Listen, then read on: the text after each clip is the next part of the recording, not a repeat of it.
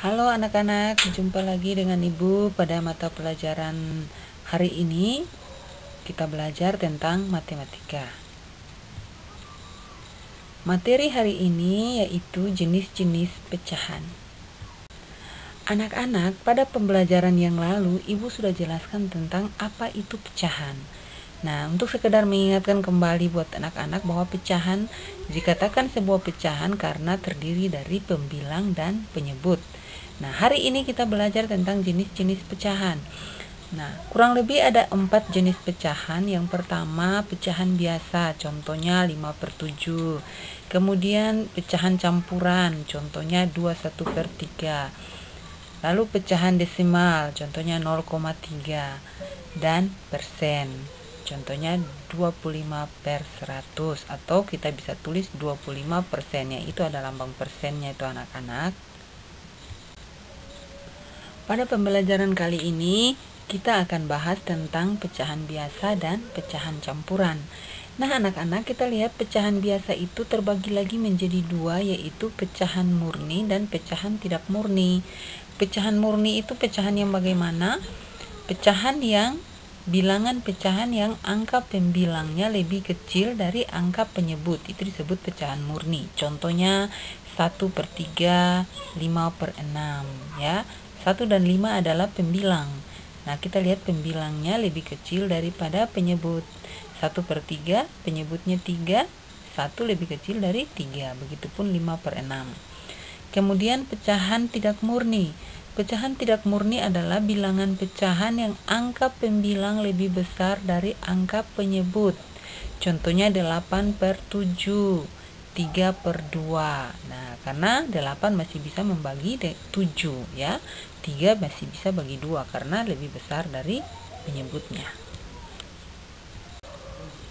Yang berikut tentang pecahan campuran. Pecahan campuran ini pecahan yang terdiri atas bilangan bulat dan pecahan biasa yang paling sederhana. Ya, jadi pecahan yang paling sederhana itu pada pembelajaran yang lalu sudah Ibu jelaskan bagaimana menyederhanakan pecahan. Nah, kalau dibilang paling sederhana artinya sudah tidak bisa disederhanakan lagi.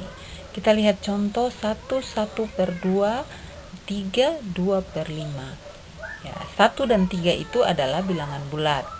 Sedangkan 1/2 dan 2/5 adalah pecahan sederhana atau paling sederhana. Sekarang kita akan mengubah pecahan biasa menjadi pecahan campuran. Anak-anak, perhatikan contoh. Nah, di sini pecahan biasanya 3/2 sama dengan titik-titik. Untuk mendapatkan hasil daripada pembagian 3/2, pecahan 3/2 mengubah ke pecahan campuran, kita melakukan pembagian berekor karena 3 bisa membagi 2. Nah, 3 bagi 2 artinya kita ingat kali-kali 2. Kira-kira bilangan berapa yang kalau dikalikan 2 hasilnya 3 atau mendekati 3, tidak boleh lebih dari 3 ya.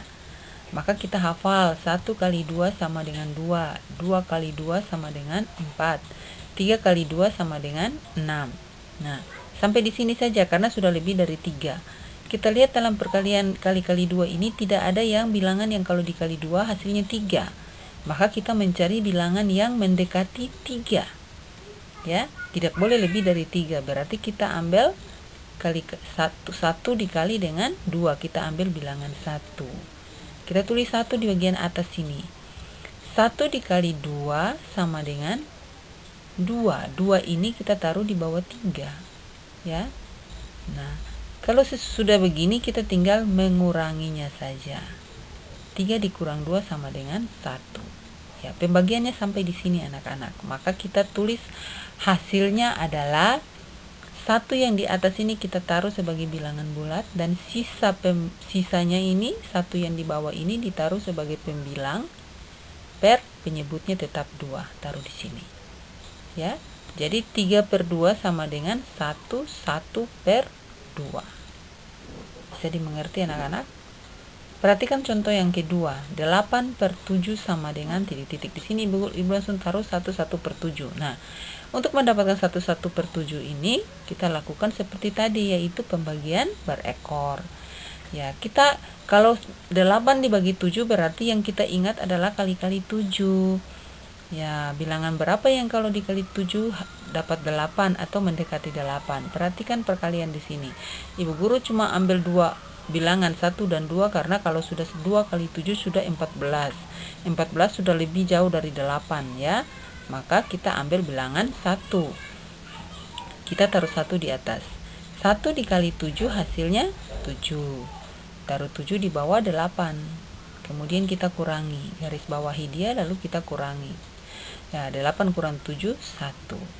Maka 1 yang di bagian atas yang adalah hasilnya itu kita taruh sebagai bilangan bulat dan sisanya ini dijadikan sebagai pembilang per penyebutnya tetap 7. Jadi 8 per 7 sama dengan 1 per 7.